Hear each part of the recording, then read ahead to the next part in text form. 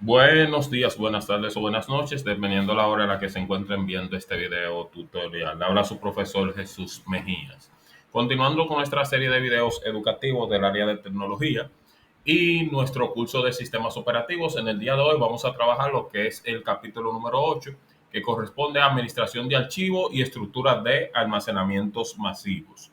¿Cuáles son los temas que vamos a ver en el día de hoy? Vamos a ver qué son los archivos, qué son los directorios, implementación de los sistemas de archivos, gestión y optimización de los sistemas de archivos, ejemplos de los sistemas de archivos, descripción general del almacenamiento masivo.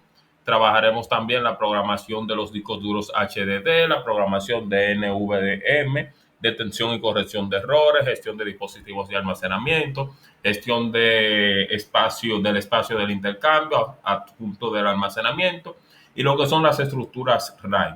De cada uno de estos temas nos vamos a centrar, como siempre, en los temas o en los capítulos más interesantes.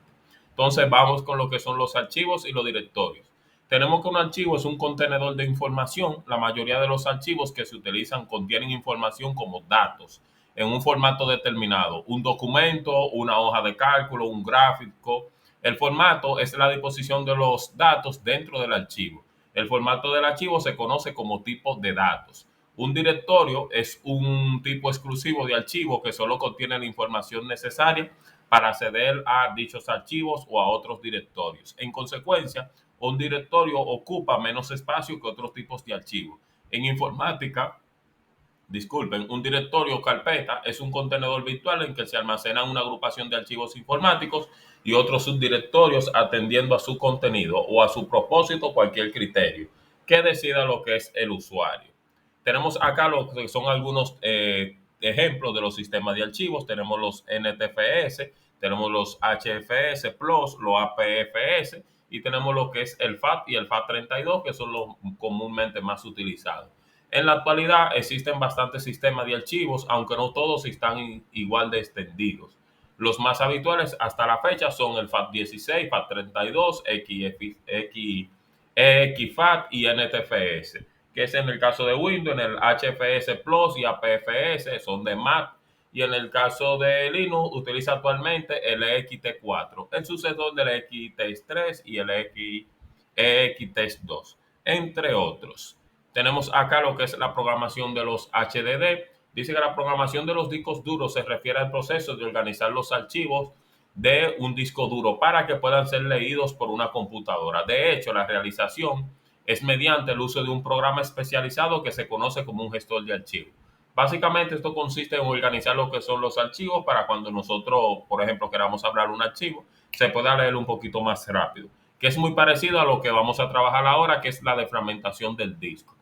Es el proceso mediante el cual el sistema operativo reorganiza lo que son los archivos de los discos. Las porciones de un archivo se copian en la memoria del ordenador y luego se mueven a un lugar libre del disco, con la intención de almacenarlos de forma contigua. Esto básicamente se refiere a tener todos los archivos de manera organizada. Si tenemos todos los archivos de manera organizada, tenemos el disco defragmentado, el disco duro va a leer la información un poquito más rápido, por ende la computadora se va a mover un poquito más rápido.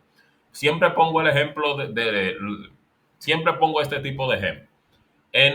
Si usted tiene su habitación de manera desorganizada y van a buscar algo, no lo van a encontrar porque tienen todo desorganizado. En cambio, si lo tienen de manera organizada, cuando vayan a buscar algo, van a ir directamente a donde se encuentra lo que estén buscando. Por ende, va a ser un poquito más rápido. En eso consiste el proceso de defragmentación. Si tenemos todos los archivos de manera desfragmentada, organizada, el disco duro va a poder leer la información un poquito más rápido. El proceso de defragmentación solamente se realiza con los discos duros HDD, es decir, los discos duros magnéticos, que por eso le puse esta imagen que tienen en pantalla. Los discos duros SSD o los discos duros de estado sólido no es necesario realizar el proceso de desfragmentación o optimización, ya que de Windows 8 para acá se llama optimización, de Windows 7 para atrás se llama desfragmentación, ya que los discos duros SSD realizan el proceso automáticamente, no es necesario realizarlo. Entonces, ahora le voy a mostrar un ejemplo de cómo realizar el proceso de defragmentación. Ustedes vienen y buscan lo que es su partición o su disco duro. Si tienen diferentes particiones o tienen varias particiones, es necesario que realicen la defragmentación de ambas. Lo más recomendable es que el proceso de fragmentación se realice en el disco local C. Se preguntarían ustedes por qué en el C y no en el D o el E o otra partición que tenga. Porque en el disco local C es donde se guardan todos los archivos, todos los programas que nosotros descargamos e instalamos. Cada vez que nosotros descargamos un programa, se va a la carpeta de descarga o música, videos, etcétera. Se va al escritorio. Por ende, en el escritorio es donde normalmente nosotros tenemos más archivos y el escritorio se encuentra dentro del disco local C. Para eso nos situamos encima del disco local C, que es la única partición que tengo. Le doy clic derecho, le doy a propiedades. Acá en propiedades tenemos un sinnúmero de opciones, pero que pueden ir visualizando cada una. Pero nosotros nos vamos a ir a la opción de herramientas. Acá en la última opción dice, en la primera opción es para comprobar si el disco duro contiene lo que son errores. Le pueden dar al botón de comprobar y pueden verificarlo. Pero en la segunda opción es la que nosotros vamos a trabajar, que es optimizar y desfragmentar lo que es la unidad. Dice optimizar las unidades de su equipo, ayuda a que funcione de forma más eficaz. Le damos al proceso de optimizar, recuerden que se llama así, de Windows 8 para acá. Acá solamente me sale lo que es una. ¿Por qué me sale una? Pues solamente tengo una partición y si se fijan no me dice analizar. ¿Por qué? Porque el disco duro que tengo es de estado sólido. Si tuviera un HDD me dijera analizar acá. Pero como no tengo un HDD, por eso puede ser que no me salga. Aunque ustedes pueden fijarse que le dan un clic y no le sale analizar. ¿Por qué? Porque realiza el proceso automáticamente. Entonces, acá ustedes pueden darle analizar, luego optimizar. Como en mi caso, les repito, se realiza el proceso automáticamente. Mírenlo ahí que me dice que fue el 29, en el día de hoy se realiza a diario, no es necesario. Entonces, acá ustedes si son medio haraganes como yo y no quieren realizar el proceso todos los días, pueden venir acá a la opción de cambiar configuración, se van acá a elegir el disco que van a seleccionar, que solamente tenemos uno, le damos a aceptar y acá pueden elegir cuándo se realice lo que es el proceso de defragmentación. Si quieren que se realice diario, si quieren que se realice semanalmente, mensualmente, como ustedes quieran. Entonces, acá en eso es que consiste el proceso de defragmentación. Les voy a explicar los pasos nuevamente. Clic derecho en nuestro explorador de archivos. Nos vamos a este equipo. Clic derecho sobre nuestra partición o nuestro disco. Propiedades, la opción de herramientas, optimizar. Acá seleccionamos la unidad que queremos, le damos a analizar, optimizar. Si queremos configurar lo que sea semanalmente, diariamente, cambiar configuración, seleccionamos acá el disco, la partición, le damos a aceptar y ya se va a realizar el proceso automáticamente. Y así nuestro disco duro se va a mover un poquito más rápido. Acá tenemos lo que es la detención y corrección de errores, que fue el tema que le mostré anteriormente, ahí mismo. Dice que la detención y corrección de errores es una importante práctica para el mantenimiento e integridad de los datos a través de diferentes procedimientos y dispositivos como medio de almacenamiento confiable. Acá en la descripción de este video le voy a dejar un video de cómo corregir lo que son sus archivos, cómo corregir los errores que pueda tener cualquier tipo de archivo. No se lo muestro acá porque va a ser un poquito más largo, pero lo van a tener en la descripción de este video. Acá tenemos lo que son las estructuras de las RAID o qué son las RAID. Muchos han escuchado ese nombre, pero no saben. Voy a tratar de simplificárselo lo más posible para que lo puedan entender. Todos los ordenadores, así como smartphones, entre otros equipos informáticos, disponen de unidades de almacenamiento. Hoy en día tenemos rendimientos excepcionales gracias a los discos duros SSD o disco duro de estado sólido, pero hace años no era así. Debido a la lentitud de los discos duros magnéticos o discos duros HDD y otras necesidades, se desarrollaron las configuraciones RAID de lo que son los discos duros. Es decir, que estos se crearon o se configuraron prácticamente para los discos duros HDD. RAID es el acrónimo, tienen las siglas ahí, de matriz de discos independientes redundantes, aunque no todos los sistemas RAID proporcionan redundancia.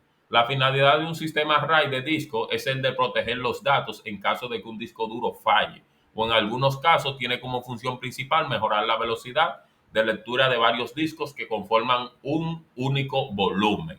Básicamente, ahí tienen toda la información que consiste en lo que proteger lo que son estos discos y que se muevan un poquito más rápido. ¿Cómo funcionan? Bueno, un sistema RAID funciona emplazando los datos en varios discos duros y permitiendo que las operaciones de entrada y salida funcionen de manera balanceada.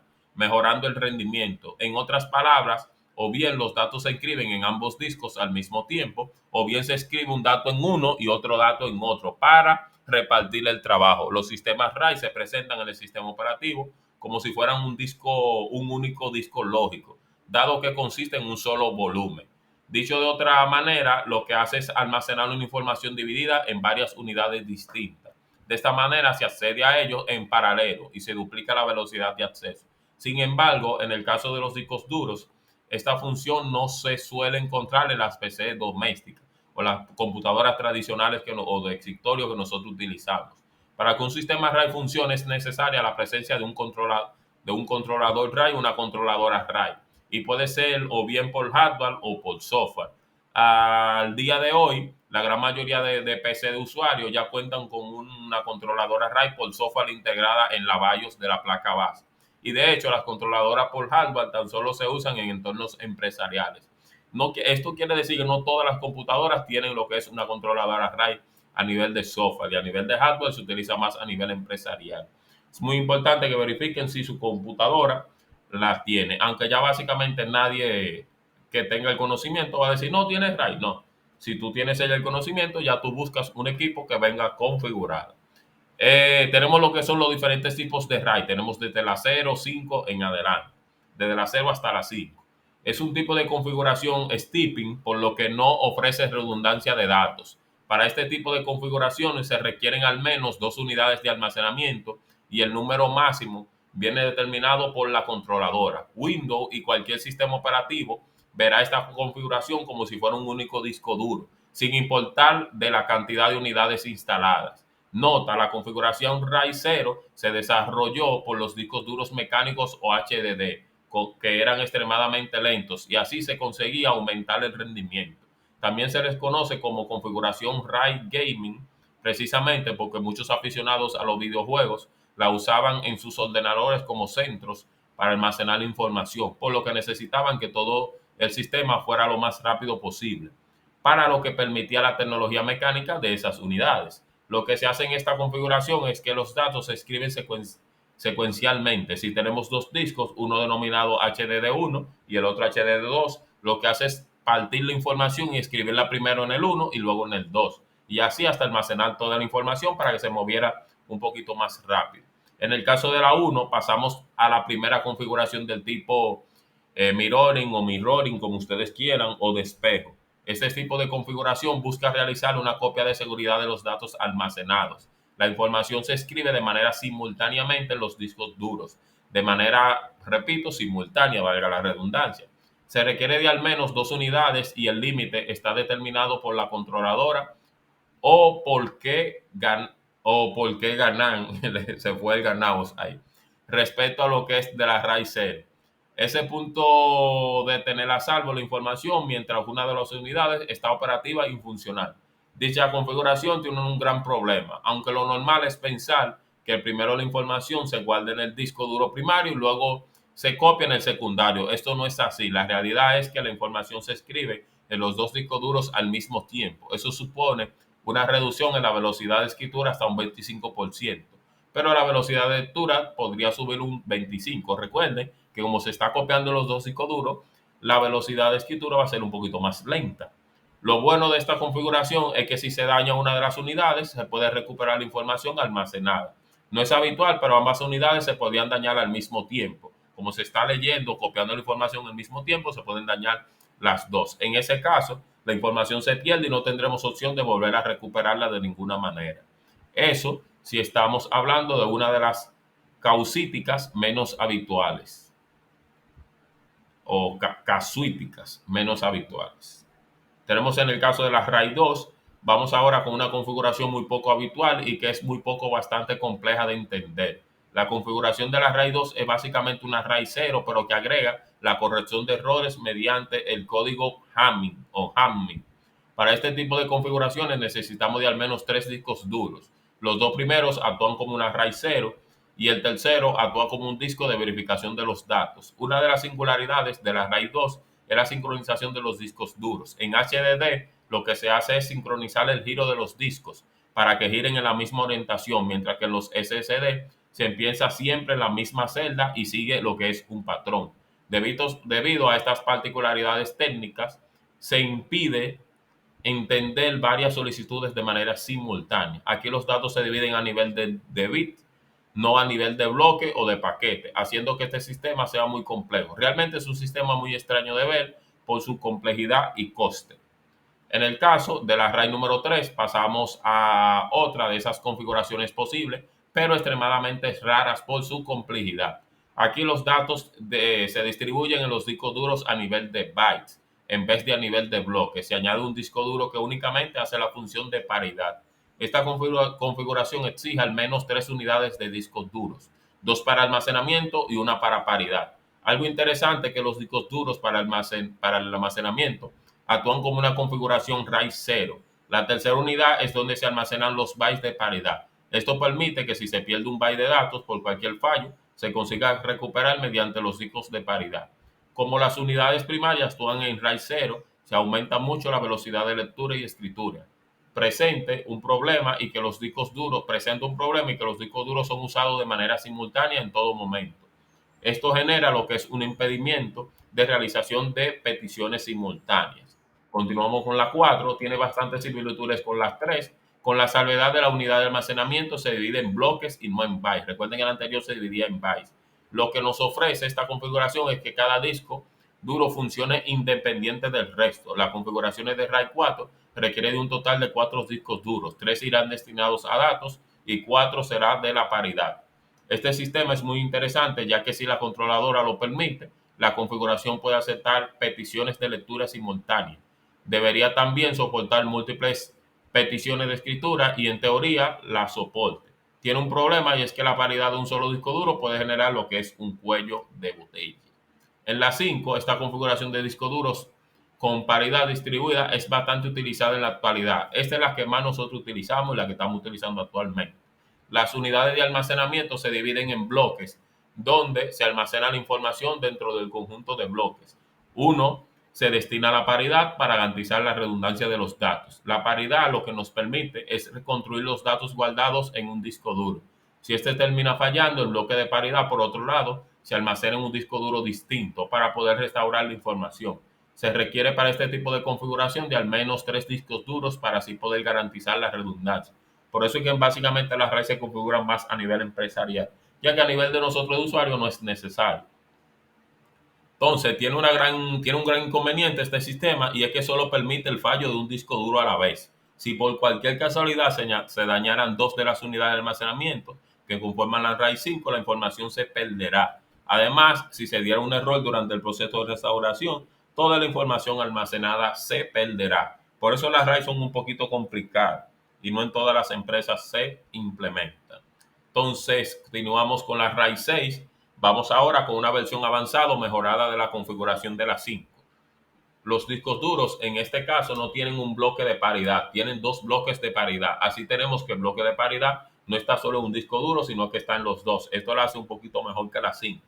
Una configuración peculiar que permite aumentar la tolerancia a fallos de unidades de almacenamiento, permitiendo que 2 discos duros fallen de manera simultánea.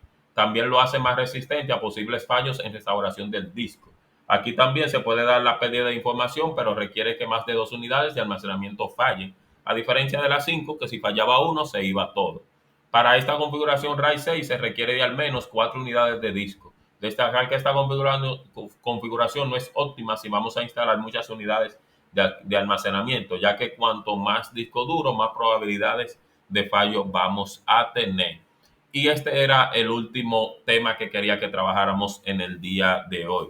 Recuerden que los demás capítulos se encuentran ya colgados en el canal, se encuentran en la plataforma y también lo van a tener en la descripción de este video.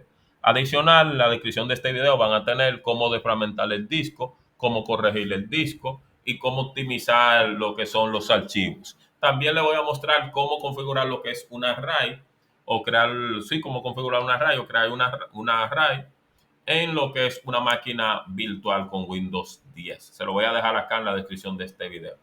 Pues nada, no olviden suscribirse, darle like, activar la campana y dejarme aquí en los comentarios cuáles otros videos quieren que les realice.